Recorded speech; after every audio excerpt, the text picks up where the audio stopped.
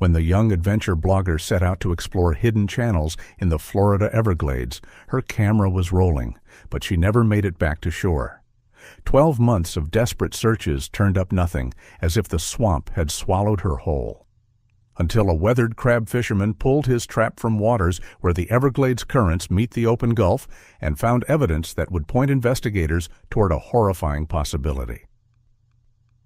Earl Tompkins had been working these waters off Florida's Gulf Coast for 37 years, and his weathered hands moved with practiced efficiency as he hooked the buoy line.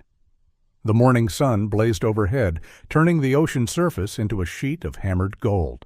His diesel engine chugged steadily as the winch groaned to life, pulling up the blue crab trap from 40 feet below. "Heavy one today," he muttered, squinting against the glare. Good weight usually meant a decent haul, and with crab prices up this season, every pound counted. The trap broke the surface in a cascade of seawater, and Earl could see the blue swimmers scuttling inside, their claws raised in futile defense. But something else caught his eye, a flash of pink among the browns and blues. He swung the trap over the sorting table and opened the door, crabs spilling out in a clicking mass. What the hell? Earl reached past the agitated crustaceans and pulled out a phone in a waterlogged pink case. Algae and barnacles had begun colonizing the surface, and dried kelp wrapped around one corner. The device was clearly an iPhone, though the screen was black and lifeless after who knew how long underwater. He turned it over in his calloused palm. Young woman's phone, by the look of it. These things turned up sometimes, tourists dropping them off boats, kids losing them at the beach. But this one had been down there a while, judging by the marine growth. The trap had been soaking for 2 weeks in open water, about 8 miles from shore. Earl set the phone aside and finished sorting his catch, but his mind kept returning to the device. Something about finding personal items always unsettled him. The ocean had a way of keeping secrets until it decided to give them up. He'd found plenty over the years: watches, sunglasses, fishing gear. Once even a wedding ring, which he'd turned in to the Coast Guard. By the time he reached the dock at Goodland Marina, Earl had decided. He'd run it over to the sheriff's office. Let them figure out what to do with it. Standing at the evidence counter an hour later, Earl handed over the barnacle-covered phone, thinking it was just another piece of ocean junk. He couldn't know that the waterlogged device would soon shatter a year of silence. Grant Westfall was reviewing architectural plans in his home office when his phone rang. The caller ID showed the Collier County Sheriff's Office, and his hand hesitated over the device. Random calls from law enforcement never brought good news. "Mr. Westfall, this is Detective Patricia Chen with the Collier County Sheriff's Office. Are you the father of Kira Westfall?" The plans on his desk blurred. Grant's throat constricted. "Yes, I'm her father." "Has something happened?" "Mr. Westfall, we've recovered some property that may belong to your daughter. Would you be able to come to our offices this afternoon?" "Property? What kind of property?" Grant was already standing, reaching for his keys. "A cell phone was found by a commercial fisherman. The serial number matches the device registered to your daughter. I understand she's been missing for approximately 1 year?" Grant's legs nearly gave out. He gripped the edge of his desk. "Yes, she disappeared in the Everglades." "You found her phone? Where?" "I'd prefer to discuss the details in person, Mr. Westfall. Can you come in?" "I'm on my way." The 20-minute drive to the sheriff's office felt like hours. Grant's mind raced with possibilities, each more agonizing than the last. Kira's phone. After a year of nothing, no leads, no sightings, no digital footprint, suddenly her phone surfaces. His hands trembled on the steering wheel. Inside the sheriff's office, Detective Chen led him to a small conference room. On the table sat an evidence bag containing a pink phone case covered in marine growth. Grant recognized it immediately. He'd bought that case for Kira 2 Christmases ago. She'd laughed at the glittery pink design, but used it anyway because Dad picked it out. "Is this your daughter's phone?" Detective Chen asked gently.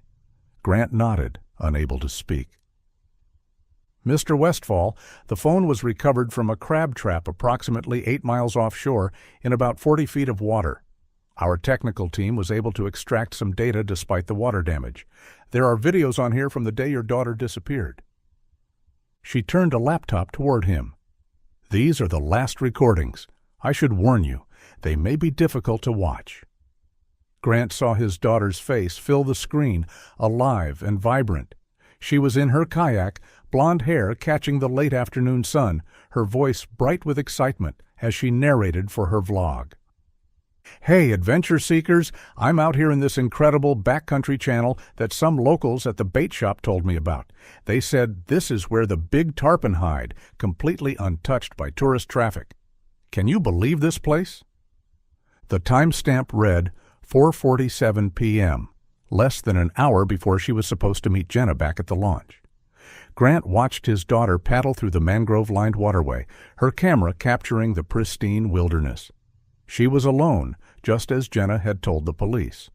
Her best friend had left early for a family dinner, but Kira wanted to get more footage for her YouTube channel. "The GPS data shows this location," Detective Chen pointed to a map indicating a remote area deep in the 10,000 islands. The phone's last recorded position before it went dark. Our Marine Patrol units say the currents from that area could potentially carry debris out to open water over time. Grant stared at the map coordinates, memorizing them. A year of searching, of hiring private investigators, of sleepless nights. And now this, his daughter's last known location, precise to within a few feet. "What happens now?" Grant asked, his voice hoarse. "We'll be coordinating with Marine Patrol to search the area again, though after this much time." Chen trailed off. "We'll also be canvassing marinas and boat launches, seeing if anyone remembers anything from that day." Just then, a uniformed officer knocked and entered. Grant noticed the Marine Patrol insignia on his uniform. "Detective, I couldn't help but overhear," Officer Troy Hutchins said. "I patrol those waters regularly. If you're planning to canvass the marinas, I'd be happy to help. I know most of the charter captains and locals down there." Detective Chen nodded appreciatively. "That would be helpful, Officer Hutchins." "Mr. Westfall, would you like to be involved in the canvass? Sometimes a family member's presence helps jog people's memories." Grant stood immediately. "Yes, absolutely. When do we start?" Officer Hutchins checked his watch. "I can take Mr. Westfall down to Chokoloskee Marina now if you'd like. That's the closest launch point to where his daughter was filming. Most boats heading to that backcountry area would launch from there." As Grant followed Officer Hutchins out of the building, he clutched a printout of the GPS coordinates. His daughter had been in that remote channel, excited about some secret fishing spot the locals had mentioned. Then, nothing. Her phone somehow ending up in 40 feet of ocean water, 8 miles from shore. None of it made sense, but for the first time in a year, he had a lead, a place to start looking again. He would not waste it. Grant sat in Officer Hutchins' Marine Patrol vehicle as they drove south on Route 29 toward Chokoloskee. The mangroves pressed close to the narrow road, and the afternoon heat shimmered off the asphalt. He kept replaying Kira's final video in his mind, her excitement about the secret fishing spot, the way she'd smiled at the camera. "I appreciate you taking the time to do this," Grant said, breaking the silence. Hutchins glanced over with what seemed like genuine sympathy. "No problem at all. I have a daughter myself, about your girl's age. Can't imagine what you've been going through this past year." They pulled into Chokoloskee Marina, where weathered fishing boats bobbed alongside newer recreational vessels. The smell of diesel fuel and salt water filled the air. Grant noticed how several boat captains nodded respectfully at Officer Hutchins as they walked down the dock. "Let me show you something," Hutchins said, pulling out his phone. He brought up a marine chart of the area. "This is where your daughter's phone showed her last position. It's a tricky area. Lots of channels that look the same, easy to get turned around. The locals call it the maze." Grant studied the screen, comparing it to his printout. "The detective said something about currents carrying the phone out to sea?" "It's possible," Hutchins said, though his tone suggested skepticism. "But 8 miles is a long way. More likely the phone was moved by something else, maybe caught in a boat's prop wash or tangled in fishing gear. These commercial guys drag nets and lines all through these waters." They stopped to question several charter captains, but most claimed they hadn't been operating in that area a year ago. One mentioned the backcountry channels were mostly used by locals who knew the waters, not commercial operations. Grant felt his frustration building with each dead end. Then Hutchins stopped abruptly, shading his eyes against the sun. "Well, I'll be damned. Wade Corbin." A man in his early 50s looked up from where he was working on a boat's engine. Sun-weathered and lean, with faded tattoos covering his forearms, he wiped his hands on a rag as he approached.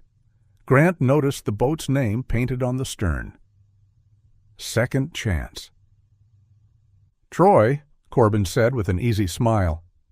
"Didn't expect to see Marine Patrol down here on a Sunday?" "I'm actually here on a different matter," Hutchins said, gesturing to Grant. "Wade, this is Grant Westfall.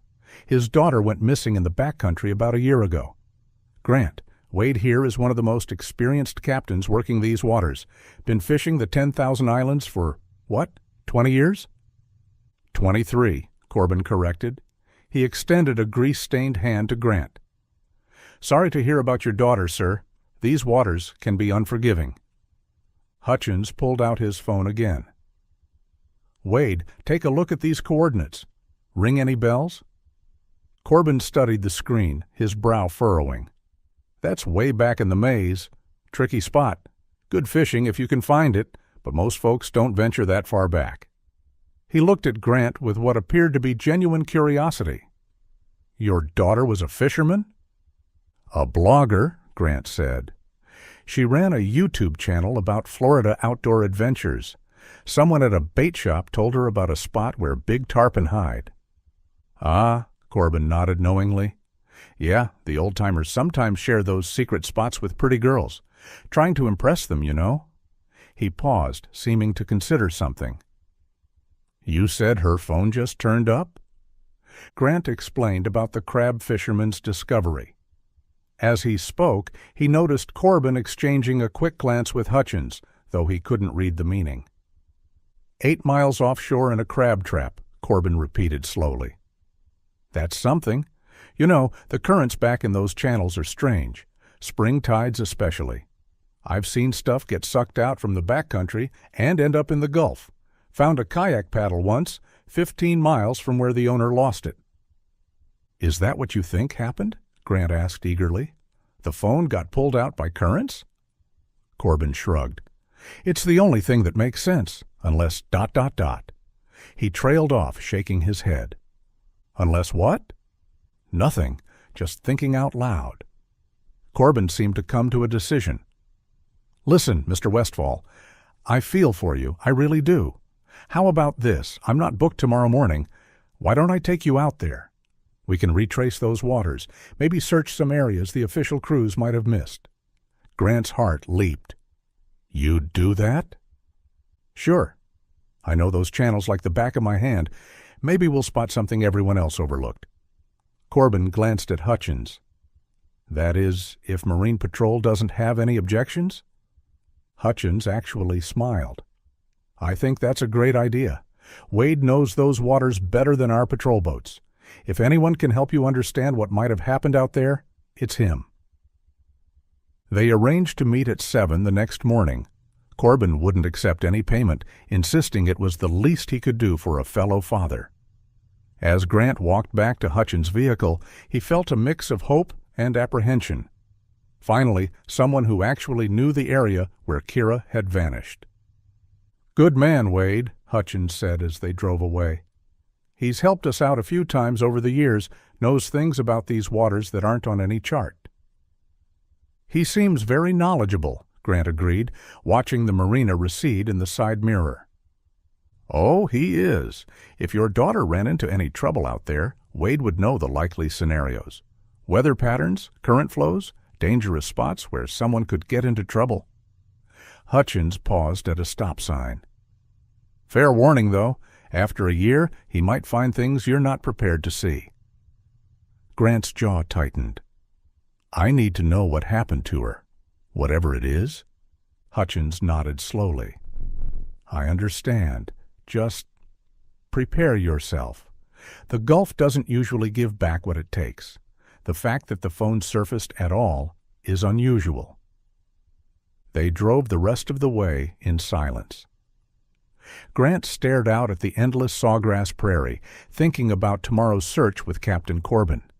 The man had seemed genuinely sympathetic, and his knowledge of the waters was obviously extensive. For the first time in months, Grant felt like he was making real progress. He thought about calling his ex-wife in Colorado, but decided against it.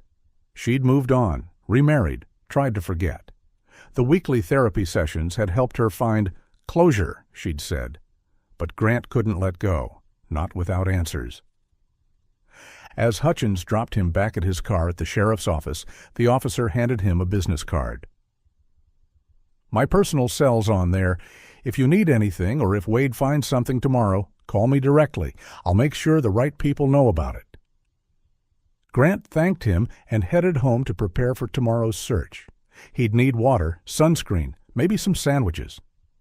His hands shook slightly as he packed, remembering how Kira used to tease him about over-preparing for their fishing trips. Dad, we're going out for 3 hours, not 3 days, she'd laugh, watching him fill coolers with supplies. Tomorrow, he'd be on the same waters where she'd disappeared, with a captain who knew every channel and current. Maybe finally he'd find some trace of what had happened to his daughter in that remote maze of mangroves and dark water. Grant arrived at Chokoloskee Marina at 6:45 a.m., the morning air thick with humidity. Wade Corbin was already on his boat, checking equipment.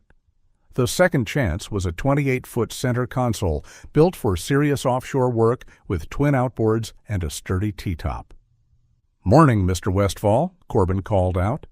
"Beautiful day for a search. Calm seas, good visibility." Grant climbed aboard, noting the professional setup, multiple rod holders, large fish boxes, and an impressive array of electronics. As he stowed his backpack, his foot caught on a deck plate that seemed loose. Looking down, he noticed several plates that appeared to be hatches of some kind. "Watch your step there," Corbin said quickly. "Got storage compartments all through the deck. Helps with weight distribution when you're loaded with fish." Grant nodded, but something about the compartments seemed off. They were larger than typical fish storage, and he counted at least 6 separate hatches. The boat also had an unusual amount of fuel capacity. He could see multiple fuel gauges on the console.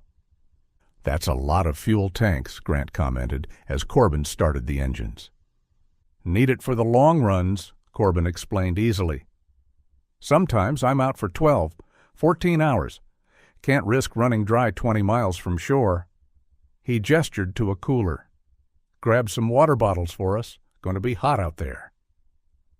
They idled out of the marina, passing early morning fishermen preparing their gear. Once clear of the no-wake zone, Corbin pushed the throttles forward and the boat lifted onto plane. Grant held the printout with the GPS coordinates, watching their progress on Corbin's chart plotter. "So tell me about your daughter," Corbin said over the engine noise. "What kind of videos did she make?" Grant found himself relaxing slightly as he talked about Kira's channel, her passion for showing hidden Florida spots, her growing subscriber count, her dreams of turning it into a full-time career. Corbin seemed genuinely interested, asking about her equipment and filming techniques. They ran south for 30 minutes, the mangrove islands growing denser. Grant watched the GPS, noting they were approaching the coordinates from Kira's phone. His pulse quickened as Corbin began to slow the boat. "Okay, we're getting close to that area," Corbin said, studying his instruments. "But I gotta tell you something, Mr. Westfall. This particular section, it's not somewhere we can go." Grant felt his stomach drop. "What do you mean?" "See those markers?" Corbin pointed to some distant poles. "That whole area is restricted. Marine Patrol designated it as a manatee protection zone a few months back. No boat traffic allowed. They'll write you a hefty ticket if they catch you in there." "But my daughter was in there. Her GPS showed—" I know. Corbin's expression was sympathetic. "But that was a year ago. Regulations change. Look, I can get us close, work the edges. The currents would have pulled anything out of there anyway." Grant wanted to argue, but Corbin was already turning the boat. They spent the next 2 hours searching the perimeter of what Corbin claimed was the restricted area. Grant used binoculars to scan the mangrove edges while Corbin pointed out current patterns and tidal flows. "You see how the water moves here?" Corbin indicated the swirling eddies. "Anything that goes in the water back in those channels gets pulled out this way. That's probably how your daughter's phone ended up in the Gulf." Around noon, Corbin announced they needed fuel. "There's a dock about 15 minutes from here. We can grab lunch too if you want." The fuel dock was attached to a small marina Grant hadn't seen before. While Corbin topped off his tanks, Grant noticed he'd barely used a quarter of his fuel despite running for hours. Grant wandered into the small store for a cold drink. When he came back out, he saw Corbin at his truck, loading supplies onto the boat. Among the boxes of water bottles and ice, Grant distinctly saw packages of feminine hygiene products, several boxes of tampons and pads. "Stocking up," Corbin said, noticing Grant's attention. "I keep a comprehensive first aid kit on board. You'd be surprised what people need on charters. Women especially appreciate having those supplies available. Had a lady last month cut her leg bad on a hook. Those pads make excellent bandages in a pinch."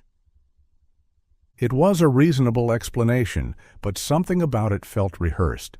Grant helped load the supplies, his unease growing. Who bought that many feminine products for a fishing boat? As Corbin went inside to pay for fuel, Grant struck up a conversation with a dock worker who was hosing down the pier.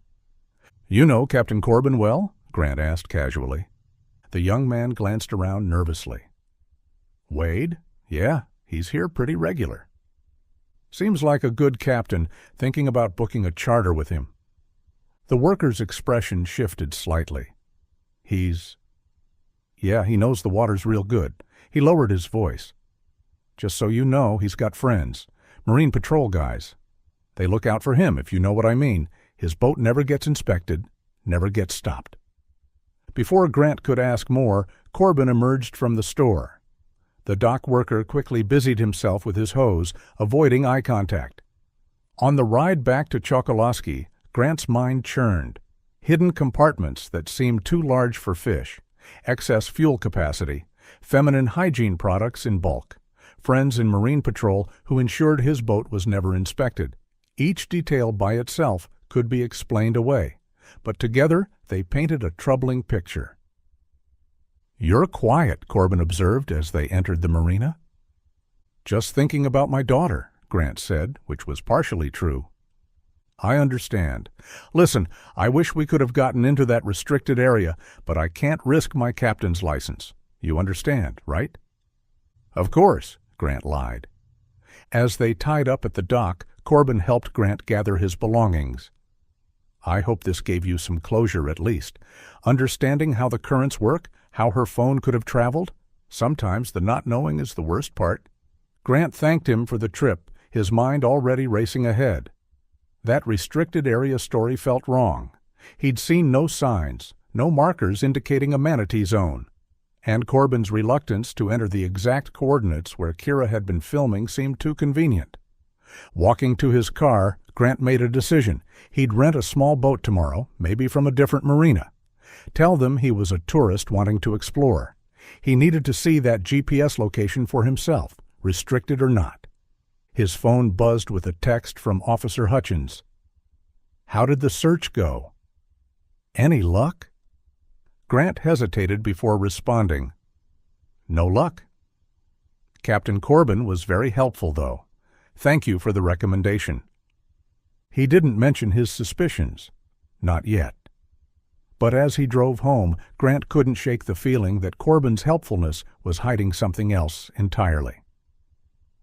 The man knew those waters intimately. including, perhaps, the perfect places to make someone disappear. Grant barely slept that night, his mind replaying every detail from the boat trip. By 5 a.m., he'd made up his mind. He drove to Goodland Marina, far enough from Chokoloskee that he wouldn't run into Corbin or his associates. "Morning," he greeted the rental desk clerk with forced casualness. "I'm visiting from Ohio, hoping to do some sightseeing in the mangroves. Maybe some fishing." The clerk, a retiree named Carl, barely looked up from his newspaper. "Know how to handle a boat?" "Yes, sir. Had a bass boat back home for years." 20 minutes later, Grant was navigating a 17-foot skiff through the calm morning waters. He'd programmed the GPS coordinates into his phone, using it to guide him deeper into the maze of mangrove channels. The rental boat's small motor seemed loud in the pre-dawn quiet. As he wound through increasingly narrow passages, Grant understood why they called it the maze. Every turn looked identical, walls of twisted mangrove roots rising from dark water. Without GPS, he'd be hopelessly lost within minutes.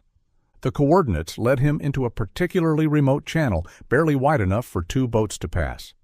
Grant cut the engine, letting momentum carry him forward. That's when he heard it, the low rumble of diesel engines somewhere ahead. He grabbed a mangrove root to stop his drift and listened. Definitely boats, more than one, their engines idling.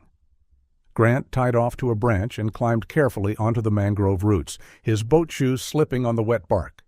He picked his way through the tangle, following the sound. Through a gap in the foliage, he saw them. 3 boats rafted together in a small natural bay. One was Corbin's second chance, but there was also another vessel Grant hadn't seen before, a 25-foot Mako with a blue hull. The third boat made Grant's breath catch, a Marine patrol vessel with official markings. Wade Corbin stood on the patrol boat's deck, talking with Officers Hutchins and Navarro. Grant recognized Navarro from the Marine Patrol Station, a stocky man with a thick mustache. They were transferring supplies from the Mako to Corbin's boat, heavy boxes that took 2 men to lift. Grant pulled out his phone, switching it to silent before activating the camera. He zoomed in as much as possible, trying to capture faces and boat registration numbers. The men seemed relaxed, clearly familiar with this routine. "Next shipment from Cuba should be Thursday night," Hutchins was saying, his voice carrying across the water. "Same pickup point." "Weather looks good," Corbin replied. "How many this time?" 12, maybe 15. Families mostly, kids included." Grant's hands shook as he recorded. Human trafficking. They were talking about smuggling people. Navarro spat into the water. "Getting risky with all the federal heat lately. Homeland Security's been sniffing around the docks." "That's why we pay you boys 30%, Corbin said with a cold smile. "To keep them sniffing somewhere else." "Speaking of heat," Navarro said, glancing at Hutchins, "what about that other situation?" "From last year. Maybe it's time to clean house." "No," Corbin's voice turned sharp. "That's my call, not yours." Grant's hands trembled as he kept recording. "What situation from last year? Around the time Kira disappeared?" "Your dick's going to get us all locked up," Hutchins muttered. "Should have handled it properly from the start. The Gulf doesn't ask questions." "We've been through this," Corbin said. "Wrong move would have brought every federal agency down here. The current arrangement works." "Does it? Her old man sniffing around? That phone turning up?" Navarro spat into the water. "He won't find anything. I showed him everything except what matters. He bought the restricted zone story." Corbin's tone carried a dark satisfaction. "Some things are worth the risk. The facility's secure enough." Grant forced himself to keep recording despite the rage building in his chest. They had Kira, had kept her for a year. The phone in the crab trap, had that been an accident, or had she somehow managed to get it into the water? "We should move the next group through the facility Thursday night after pickup," Hutchins said. "Route 41 should be clear by midnight." "Agreed. I'll have the warehouse section ready." Corbin began untying the boats. "Same protocols as always. No lights visible from the road, and I'll handle the other matter then too." Grant had heard enough. He began backing away carefully, but his foot slipped on wet moss. A branch cracked loudly under his weight. "What was that?" Navarro's hand moved to his sidearm. "Probably a raccoon," Corbin said, but he was scanning the mangroves. "Lots of wildlife back here." Grant froze, pressing himself against a thick trunk. His heart hammered so hard he was sure they could hear it. After an eternity, he heard engines starting. "I'll check it out," Hutchins said. "You two head out. Don't want to cluster here too long." Grant waited until the engine sounds faded in different directions before creeping back to his boat. His hands shook as he untied the line. The abandoned processing plant off Route 41. Thursday night. His daughter was there, had been there all along. He started the engine and turned back toward Goodland, forcing himself to maintain normal speed. His mind raced with the implications. That other situation from last year, they were hiding something connected to the time Kira disappeared. The facility on Route 41. Thursday night. Whatever they were protecting, Corbin seemed personally invested in it. The way he'd said, "Some things are worth the risk," made Grant's skin crawl.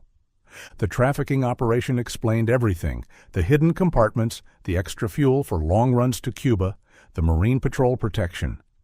But there was something else, something from last year that Corbin refused to clean up, despite his partner's concerns, something at that facility that was important enough to risk their entire operation.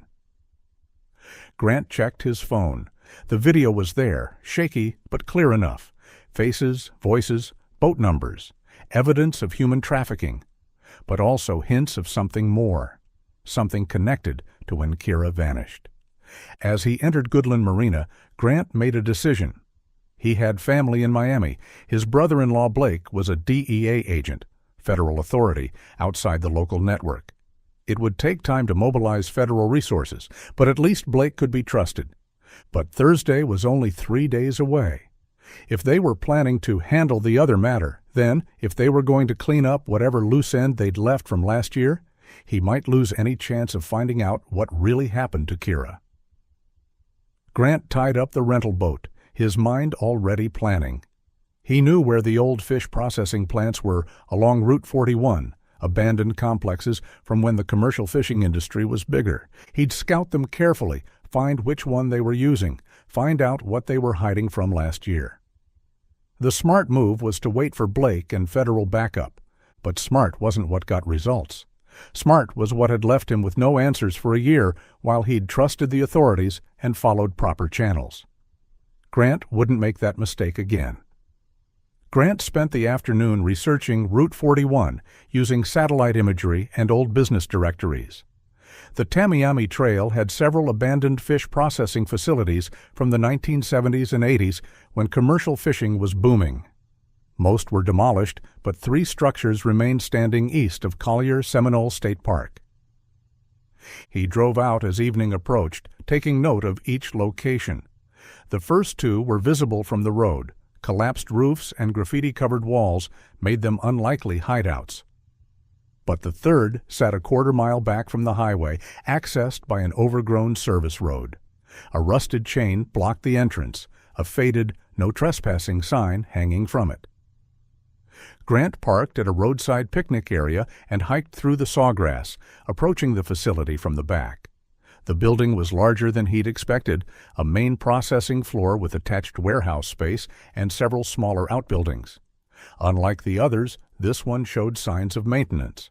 The roof was intact, and he spotted newer locks on the doors. Circling the perimeter, Grant stayed in the tree line.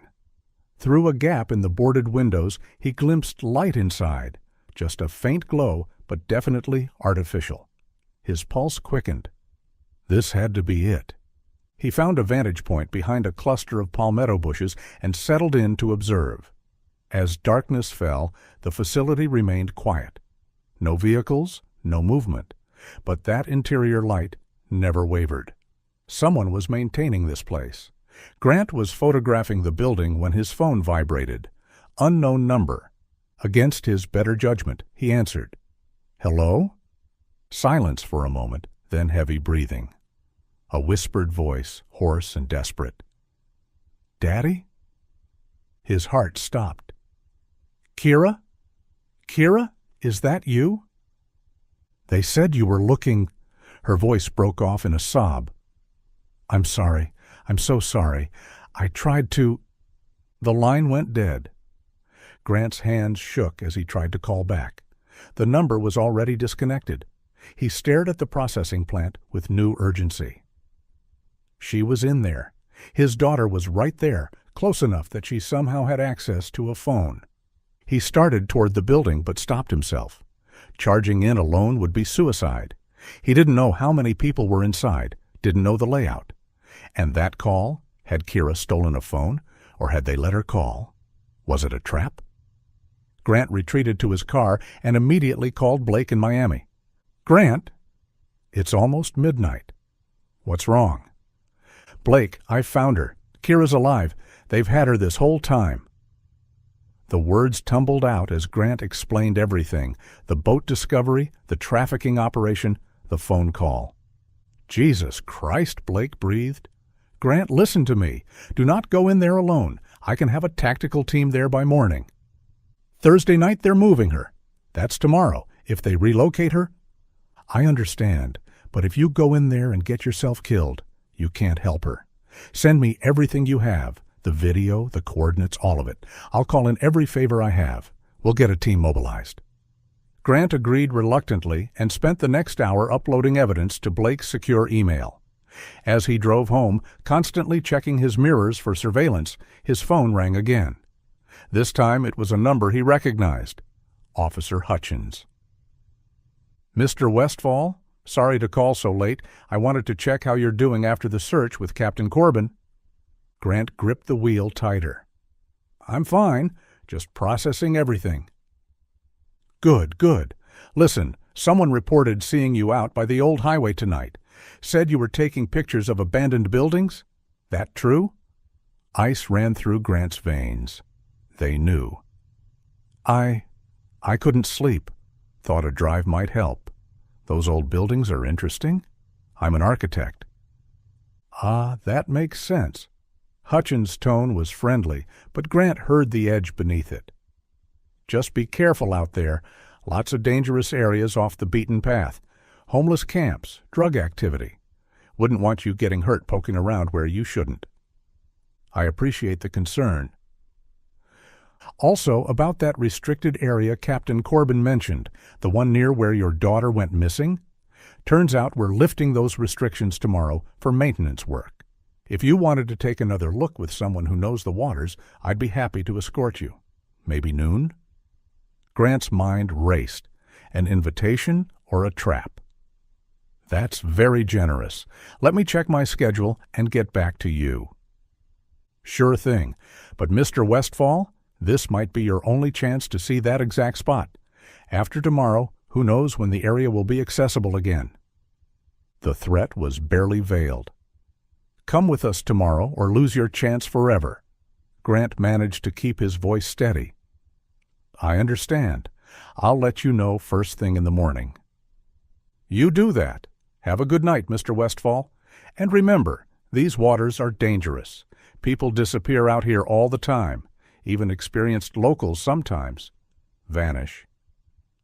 The line went dead. Grant's hands trembled as he pulled into his driveway. They knew he was getting close. The phone call from Kira might have been their way of confirming his emotional investment, making sure he'd act predictably. He entered his house cautiously, checking each room. Nothing disturbed, but he couldn't shake the feeling of being watched. At his computer, he saw Blake had responded, "Team assembling. ETA 0800. Do not engage before we arrive. That's an order."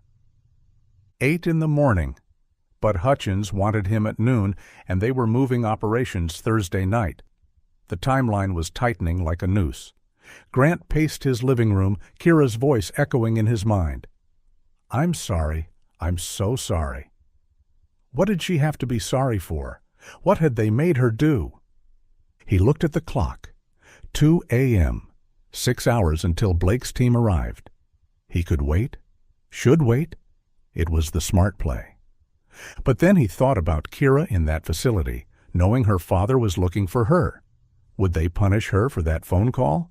Would Corbin visit her tonight, angry about the increased scrutiny?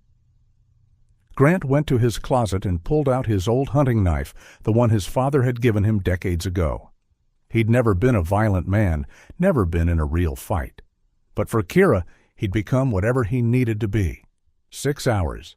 He'd give Blake 6 hours.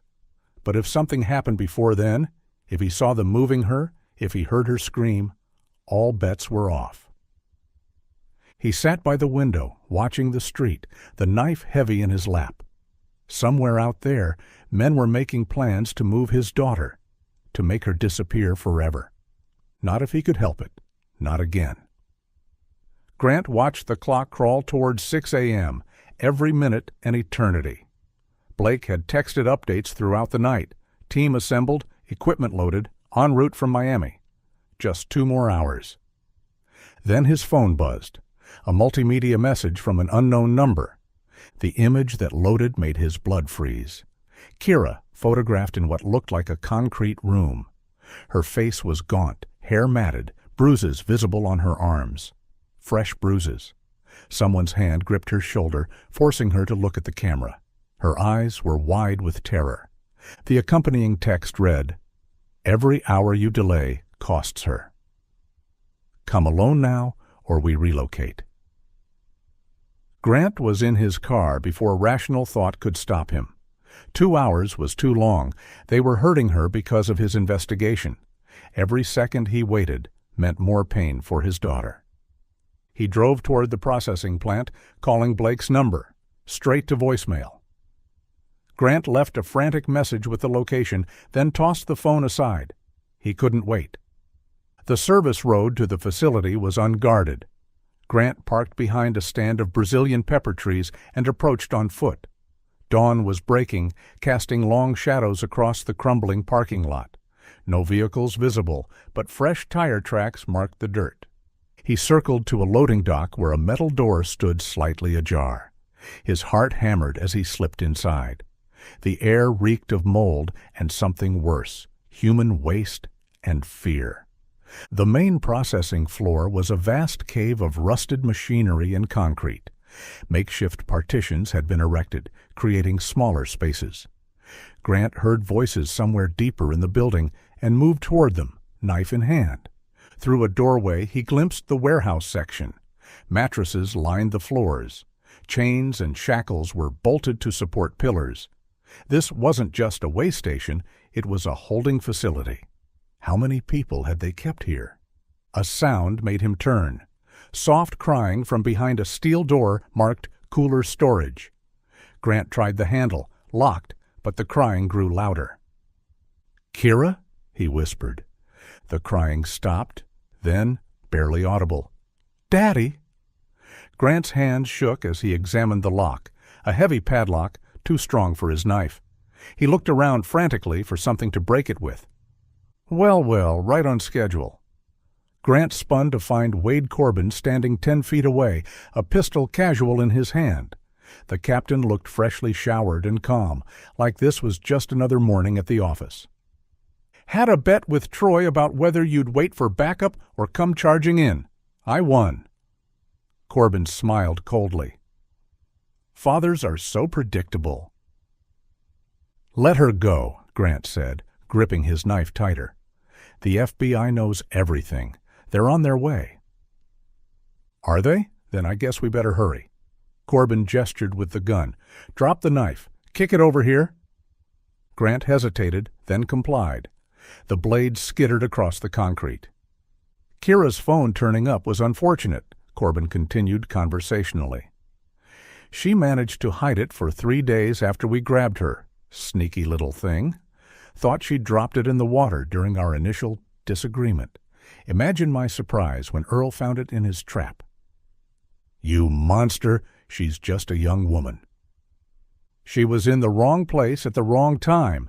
Pointed that camera right at us during a transfer. $50,000 worth of cargo. She nearly cost me." Corbin's expression darkened. "But I'll admit, keeping her was personal. Your daughter's got spirit. Fights every time." Grant lunged forward, but Corbin raised the pistol. Ah! You want to see her again? Stay put. Footsteps echoed as Hutchins and Navarro entered from another doorway. Both were in uniform, service weapons drawn. "Took your time," Corbin said. "Had to make sure he came alone," Hutchins replied. He looked at Grant with something almost like pity. "You should have taken my noon offer. Would have been cleaner." "Enough talking," Navarro said. "We need to move them both. Boats ready at the auxiliary dock." "Them both?" Grant's stomach dropped. "Can't leave witnesses," Corbin said. "Don't worry, you'll be with your daughter. Brief reunion before the Gulf claims you both. Tragic boating accident. Father, desperate to find missing daughter, takes risks. Drowns in storm." "There's no storm," Grant said desperately. "There will be by tonight. Tropical depression forming. Perfect cover." Hutchins produced zip ties. "Hands behind your back. Don't make this harder." Grant had no choice.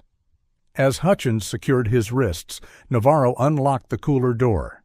The smell that wafted out made Grant gag. Human waste, infection, despair. "Bring her out," Corbin ordered. Navarro disappeared inside, returning with a figure that barely looked human. Grant almost didn't recognize his daughter. Kira had lost maybe 40 pounds. Her clothes were filthy rags. Infected wounds covered her arms and legs. She could barely stand, leaning heavily on Navarro. But her eyes, when she saw Grant, they filled with a mixture of hope and anguish. "I'm sorry, Daddy," she whispered. "I tried to be careful. I didn't mean for them to see me filming."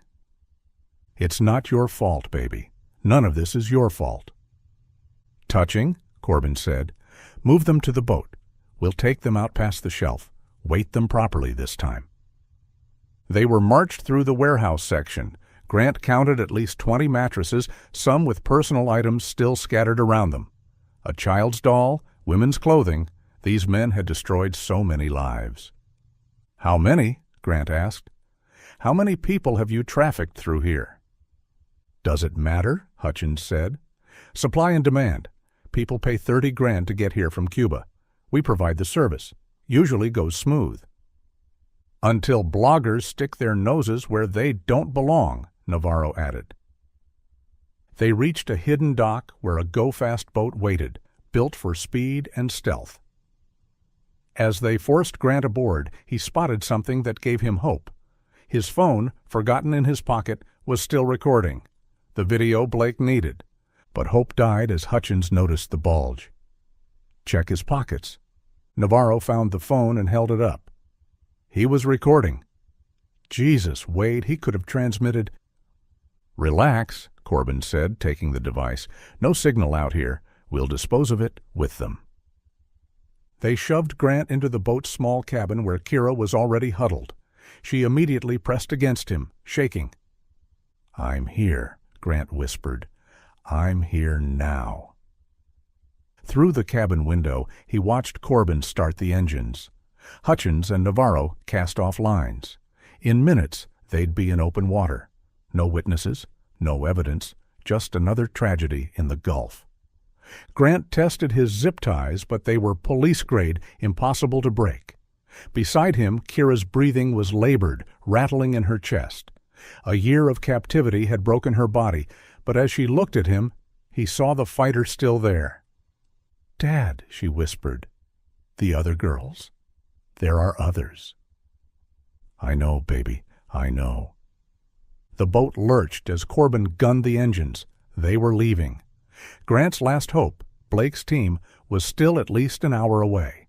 By then, he and Kira would be ocean floor residents, weighted down in the depths where not even the crabs would find them. The go-fast boat sliced through the morning chop as they headed toward open water. Grant could feel the depth changing beneath them, the continental shelf dropping away into the deep Gulf.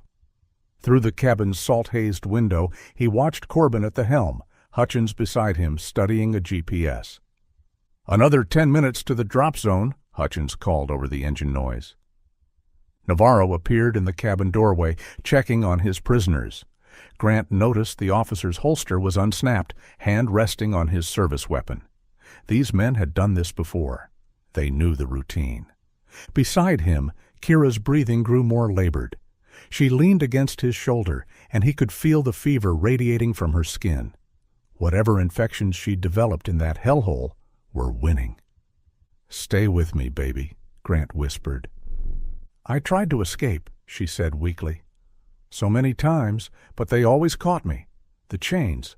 The room?" She shuddered. Wade came every few days. Said I was his reward for the risks he took.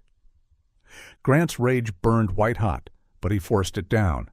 Anger wouldn't save them. He needed to think. The boat began to slow. Through the window, Grant saw nothing but empty ocean in every direction, perfect place for bodies to disappear. "All right, bring them up," Corbin commanded. Navarro hauled Grant to his feet, then grabbed Kira roughly. She cried out in pain, and Grant instinctively moved to protect her, despite his bound hands. "Leave her alone! She can barely stand." Navarro backhanded him casually. "Shut up." They were forced onto the deck where Corbin had already prepared 2 lengths of heavy chain. Hutchins was attaching concrete blocks to the ends, the kind used for mooring markers. Professional, efficient. "Any last words?" Corbin asked mockingly. "Want to tell each other you love each other? Make peace with God?" Grant looked at his daughter, memorizing her face. Even broken and brutalized, she was still his little girl. "I love you, Kira. I never stopped looking. Never." "I know, Daddy. I love—" The sound of rotor blades cut through the morning air. Everyone looked up to see a helicopter approaching fast and low, not Coast Guard orange, Federal black. "Shit!" Hutchins reached for his radio. "Who the hell—" "Federal agents! Stop your vessel immediately!" The amplified voice boomed from the aircraft. Corbin slammed the throttles forward. The boat lurched violently, sending Grant and Kira tumbling across the deck. Navarro drew his weapon, aiming at the helicopter. "Are you insane?" Hutchins shouted. "That's Federal." "We're already fucked," Corbin screamed back. 3 cops moving refugees. We're looking at life." The helicopter banked sharply as Navarro fired. Grant saw his chance. With his hands bound behind him, he launched himself at Navarro's legs. They went down hard, the gun skittering across the deck. "Dad!" Kira's scream pierced through everything. Grant rolled to see Corbin dragging her toward the stern, one arm around her throat. He had the concrete block in his other hand. "Back off or she goes overboard!" Corbin shouted at the helicopter. More boats appeared on the horizon, Federal response vessels converging from multiple directions. The trap Blake had promised was closing. Hutchins made a calculation and dropped his weapon, hands raised. "I surrender. I'll testify." "You fucking coward!" Navarro struggled to his feet, diving for his gun. Grant kicked desperately, catching Navarro in the ribs. The corrupt cop stumbled, but kept moving. Just as his fingers touched the weapon, a sniper's bullet from the helicopter caught him center mass. He crumpled instantly. "Stop the boat!" the amplified voice commanded. "You are surrounded." Corbin looked wildly between the approaching vessels and Kira in his grip. Grant saw the decision in his eyes. If he was going down, he'd take her with him. "No!" Grant lurched to his feet. Corbin shoved Kira toward the stern rail. The concrete block went over first, its chain unspooling rapidly. In seconds, it would pull her under. Grant didn't think. He just moved. Hands still bound, he slammed into Corbin with every ounce of desperate strength. They hit the deck hard, rolling toward the edge. The chain was almost taut. Grant saw Kira trying to resist, but she was too weak. The weight would drag her over in seconds. Blake Torres fast-roped from the helicopter onto the deck, tactical gear and rifle ready. His shot was precise. Corbin's shoulder exploded in red. The captain's scream was cut short as Blake's boot connected with his jaw. Another agent dove for Kira, grabbing her just as the chain went tight. He produced bolt cutters, severing the links in one smooth motion. "Clear! Suspects down! We need medical immediately!" Grant felt hands cutting his zip ties. He crawled to Kira, gathering her in his arms as federal agents swarmed the boat. She was conscious but fading, her body finally giving in to a year of abuse. "Medical 60 seconds out," someone reported. Blake knelt beside them, his professional mask slipping to show the uncle beneath. "Jesus, Grant. Kira, we've got you, sweetheart. You're safe now." "The facility," Grant said urgently. "There are others." "Women and children?" "Already raided," Blake assured him. "Your video gave us everything. 12 refugees rescued, all alive. The whole network's coming down." A medical helicopter thundered overhead, preparing to lower a basket. Grant held Kira tighter, feeling her heartbeat against his chest. Weak but steady. Alive. "Daddy?" Her voice was barely a whisper. "I'm here, baby. I'm here."